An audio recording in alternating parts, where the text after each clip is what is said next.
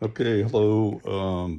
Real quick update on reading the book of Genesis, something I said I would do a couple months ago, but I'm finally having time to sit down to do this. And I want to discuss Genesis chapters 1 through 10. Now, I stopped at a point where there was just so much stuff that didn't make sense. And so I only got to Babel, the Tower of Babel. And I said, wait a minute, I have to make sense of everything I just read. And one of those things was the age of man. So I recall decades ago, somebody had said that our lifespan is 120 years because of what God said in Genesis chapter 6, verse 3, where his spirit will not always strive with man, and therefore he has 120 years. Well, some people interpret that to be that was during the time that Noah was instructed to build the ark, that God said, you only have a maximum of 120 years before the flood comes, which I tend to agree with. But, other people say, well, no, that means that, he was, the lifespans that Noah had of 900 years were all of a sudden now it's down to 120. So, but I found where that cannot be the case because a fourth generation grandchild of Noah through his son Shem, and he gave birth to a son, and that son gave birth to the fourth generation child Sarai, and he lived over 400 years, and this was 500 years after the flood. So that kind of put the kibosh on 120 years, right?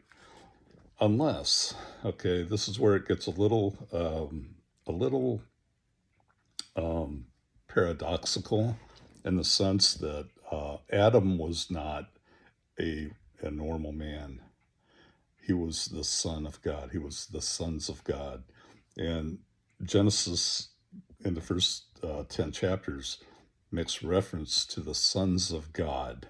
The sons of God saw that the women of men were fair and they married them. They took them in as wives.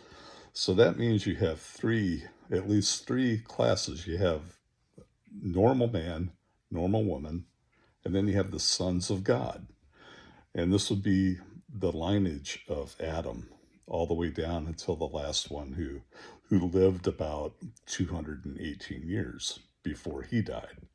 So if you go through all of that, you see that Noah's lived over 900 years, and then it lists in detail the lineage, the paternal lineage of Adam, all the way down to this guy after the flood that lived to be 218 years. And I think I know why. Because within this time period, when the sons of God began marrying humans, right? Um, Again, this is based on the principle that there would be three.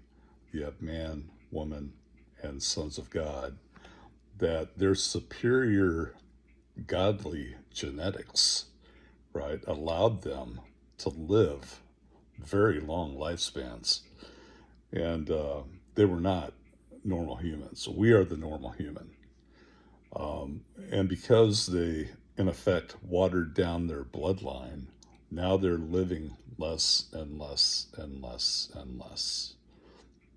And that to me makes perfect sense when you consider everything together. So that's kind of that's how that this part of the Bible makes sense to me now, because I can see the sons of God as being different and apart from man and woman.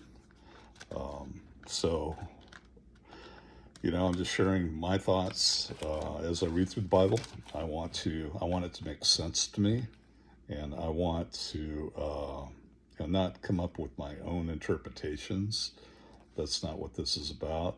But this is to, what would number one, what what do I think logically, right? And I have a Bible. I have a right to look and analyze it. So this is just my analysis. Doesn't mean I'm right, but it does mean that it does make sense to me. So just wanted to put that out there and share that with you. This is the Cold War Sailor on my update, in my reading of the Bible.